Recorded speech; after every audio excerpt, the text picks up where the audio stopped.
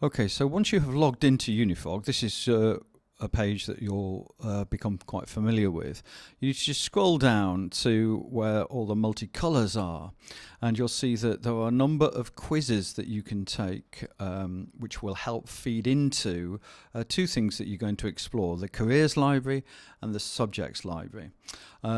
So the skills profile, you can see here that I've already done the skills quiz.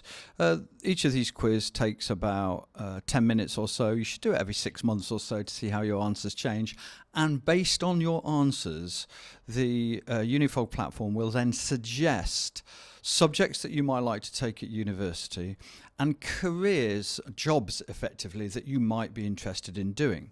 So what you should do first of all is take the skills profile and answer those questions as honestly as you can, and then once you get your results, you can see that you click on search the careers library, and that takes you to the profile matches that match up with the skills that you've demonstrated with the answers to your quiz. And you can see here that there are quite a lot of very different types of job, and each of these have got information about what that job entails. So for instance, there's, and you can see when they've got videos attached to it. So you click on read the profile, and there's a little video. There's all sorts of information about that job and that career pathway.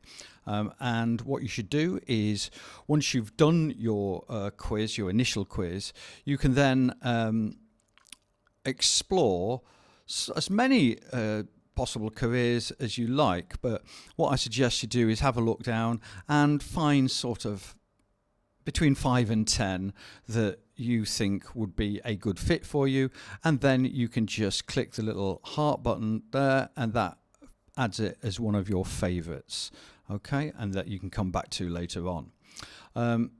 Whenever you want to go back to the main page, you just click home and you go back to the home page, and then you can go back down and you can see there are other quizzes that you can have a look at.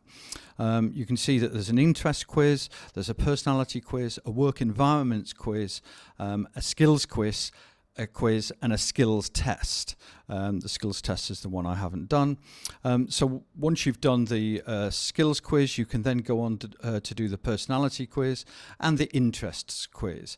And you can see that I've actually done this already, and you can then click again careers library, and that gives you the matches with the interests profile from your interests quiz. So there'll be slightly different matches, and again have a look and see if you can favour, you know, somewhere between 5 and 10 of those. And then when you've done that, you can also go and do, let me just go back home, you can then go and do the other quiz. I would do the first 3 that I would do is the skills, the interests, and the personality quiz, and each of those will give you a link.